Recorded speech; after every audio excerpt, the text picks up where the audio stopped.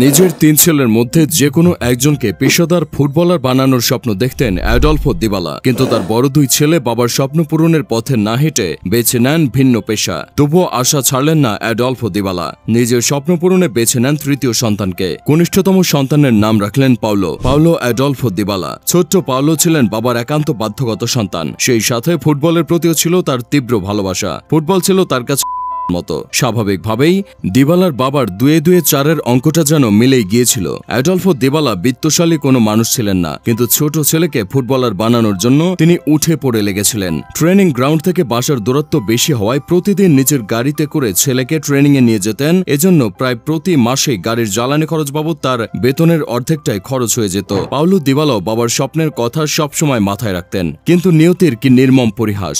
2008 সালে হঠাৎ করেই না ফেরার দেশে পাড়ি জমান অ্যাডলফো দিবালা। পাওলোর বয়স তখন সবে মাত্র 15। তখনও হাতে আসেনি প্রফেশনাল কন্ট্রাক্ট।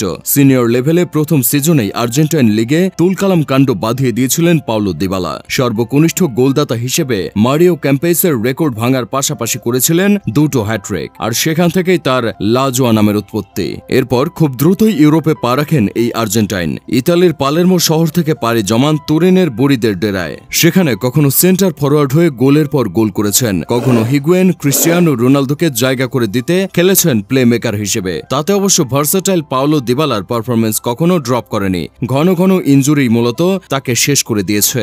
যে ক্লাবের মায়ায় পড়ে দিবালা ইংল্যান্ডে পাড়ি জমাননি, সেই জুভেন্টাসের অনীহাতে 2022 সালে প্রিয় জুভেন্টাস ছাড়তে বাধ্য হন। টেকনিক্যালি তিনি বর্তমান প্রজন্মের গড গিফটেড ফুটবলারদের মধ্যে অন্যতম। ক্যারিয়ারের শুরুতে কার্ডোবাতে লেফট উইঙ্গারের ভূমিকায় খেলেছেন দিবালা। সাইন করানোর সময় পার্লামো ডিরেক্টর তাকে সম্বোধন করেছিলেন পরবর্তী অ্যাগুয়েরো হিসেবে। ইতালিতে গিয়ে দিবালাকে অনেক বিবর্তনের মধ্য দিয়ে যেতে হয়েছে। ফুটবলের complex of attacking skill set তার ফুটবল ডিকশনারিতে ছিল, যে কারণে কোচরা নিজেদের সুবিধা মতো loan striker, second striker, attacking midfielder, wide playmaker, right sided inside winger প্রায় সব অ্যাটাকিং রোলে তাকে ব্যবহার করেছে। ম্যাসিমিলিয়ানো আলেদ্রিতো 2017-18 মৌসুমে কিছু সময় দিবালাকে offensive minded central midfielder, box to box midfielder হিসেবেও ব্যবহার করেছেন।